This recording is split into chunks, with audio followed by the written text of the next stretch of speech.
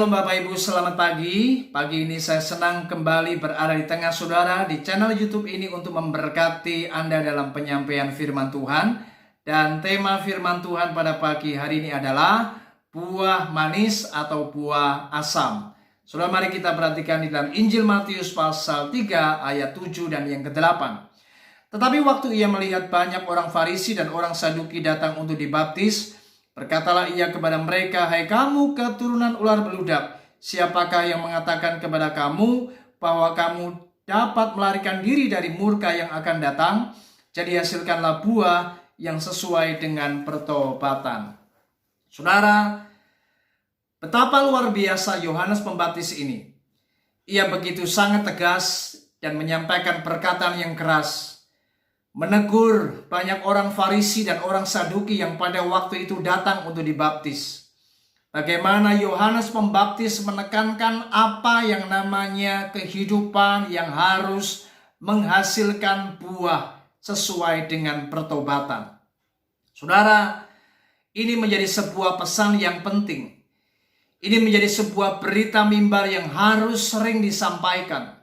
Tetapi sangat disayangkan hari-hari ini mimbar gereja, para hamba Tuhan, para pengkhotbah, banyak gembala sidang tidak berani menyampaikan akan berita-berita yang berkaitan dengan apa yang namanya didikan, apa yang namanya ajaran tentang bagaimana menjadi seorang Kristen yang berkualitas, menjadi murid Tuhan yang harus menghasilkan buah sesuai dengan pertobatan.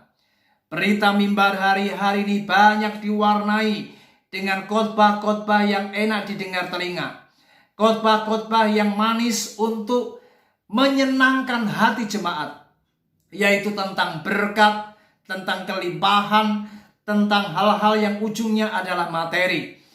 Tetapi khotbah-khotbah yang mendidik, yang mengajar supaya umat Tuhan harus menjadi umat yang berkualitas di hadapan Allah, menjadi umat yang menghasilkan buah sesuai dengan pertobatan, jarang sekali disampaikan. Itu sebabnya Rasul Paulus berkata di dalam Galatia pasal 5 ayat yang ke-22 dikatakan, "Tetapi buah roh ialah kasih, sukacita, damai sejahtera, kesabaran, kemurahan, kebaikan, kesetiaan, kelemah lembutan, penguasaan diri. Tidak ada hukum yang menentang hal-hal itu." Saudara, ini adalah berkaitan dengan apa yang namanya kualitas kehidupan. Sebagai orang Kristen, mari kita jangan hanya bangga karena kita sudah punya KTP Kristen. Jangan hanya bangga karena kita sudah ke gereja, sudah bawa Alkitab, sudah pakai dasi, sudah pakai jas, kita melayani Tuhan di mimbar gereja. Saudara, mari banggalah kalau hidup kita menjadi berkat. Banggalah kalau hidup kita didapati Tuhan, ada buah yang kita hasilkan sesuai dengan pertobatan.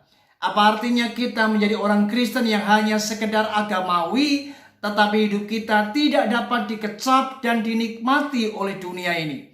Saudara, Tuhan akan bangga jika Tuhan melihat hidupmu menjadi murid-murid Kristus yang berkualitas.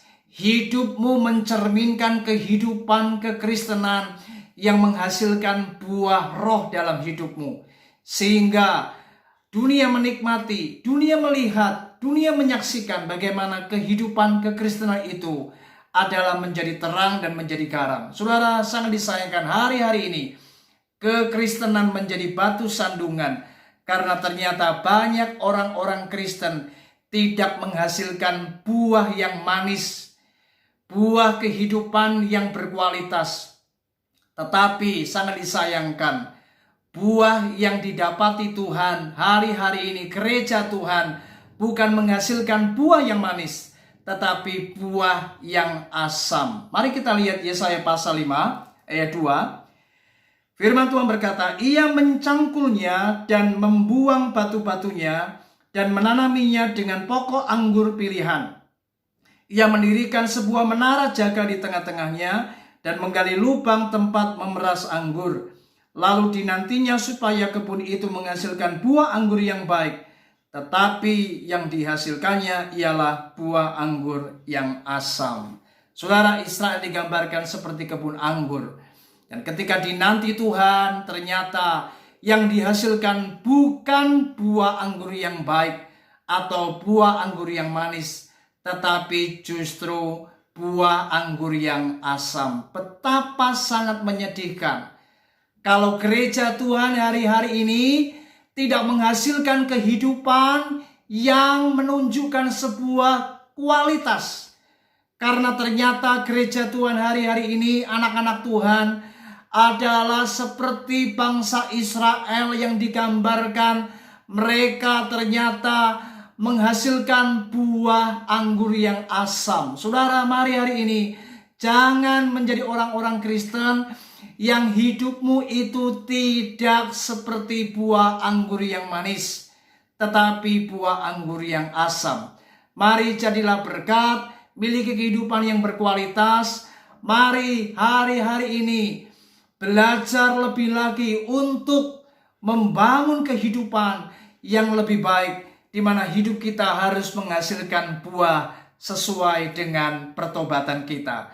Puji Tuhan. Kiranya renungan pada pagi hari ini memotivasi kita kembali untuk hidup kita harus menjadi orang-orang Kristen yang berbuah lebat bagi kerajaan Allah, berbuah yang manis untuk Tuhan dan bukan buah yang asam.